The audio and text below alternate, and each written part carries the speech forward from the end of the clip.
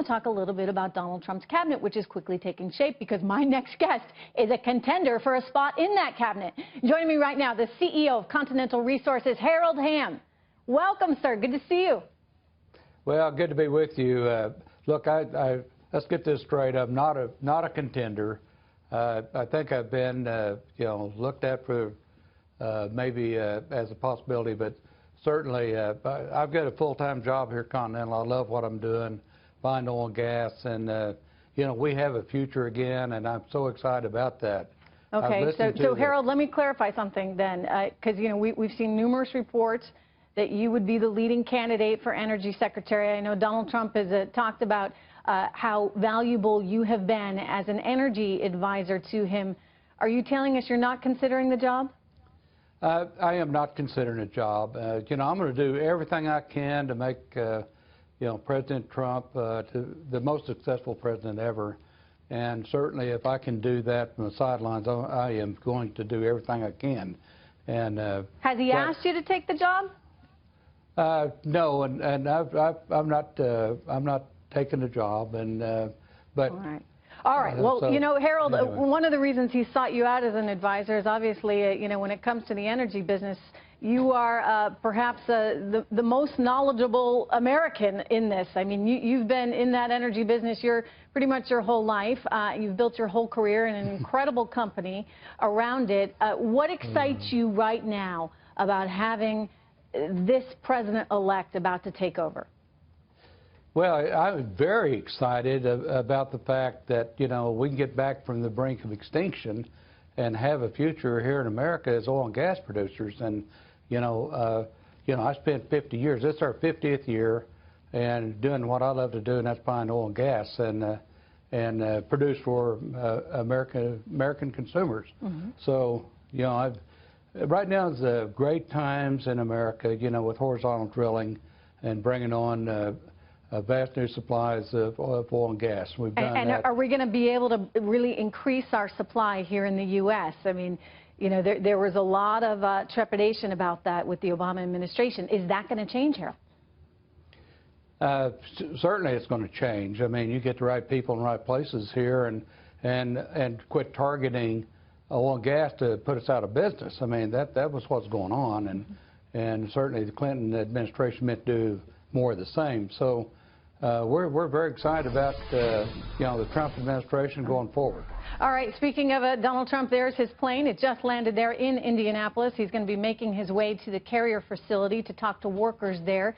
He's managed to save roughly 800 jobs. 600 jobs will still be going to Mexico, but in a glass half full world, 800 sure counts for something. And most importantly, it's interesting, Harold, to see that business leaders are responding to Donald Trump. I mean, you think about Ford, for example, saying they're going to keep some jobs in Louisiana.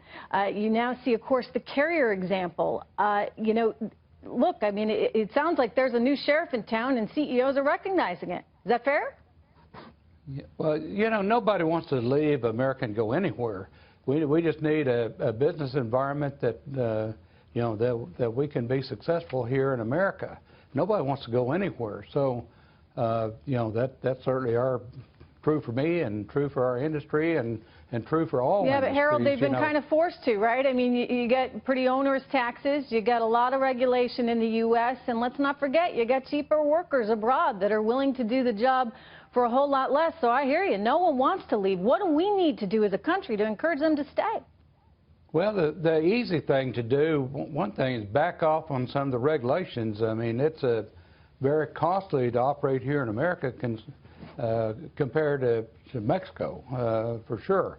So back off on some regulations that, a lot of those are punitive in nature, and back off on those and make it where companies can produce their goods right here in America. Mm-hmm. And certainly taxes, I think that'll be job number one as this administration goes forward. Can I ask you, sir, about oil prices? Because, wow, what a couple days it's been, right? I mean, this was in reaction to OPEC, of course. But what do you think right now? We're looking at above $50 a barrel, Harold. Is that upside going to continue? Or with some more supply coming on via the U.S., are we going to see prices stuck in a range? Well, you know, prices have been artificially suppressed low as the Saudis and, you know, basically brought pressure on OPEC members and also other non-OPEC members to cut supply and help reduce the production in the world. You know, we've had a big overhang of inventory, even though we have seen the rebalancing occur between supply and demand at the end of the second quarter this year. But yeah, there's some ways to run. Okay, like well, how much ways? I mean, you know, can you give me a sense of where you would see, say, oil prices? And I just have 20 seconds, but 6 months out, Harold. Well, you know, I'll just give you my quick thumbnail. I said that we would see 60 by year end. I think that was right on, and I think we would have had a deal been made sooner or not involved in the process. You know, but you know, so $60 by year end. You're still December 31st. I mean, that's a heck of a run we could still see in the next couple of weeks.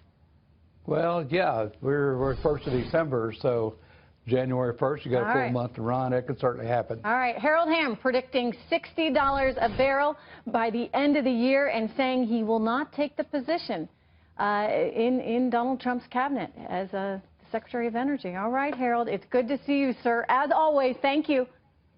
You bet. Thank you.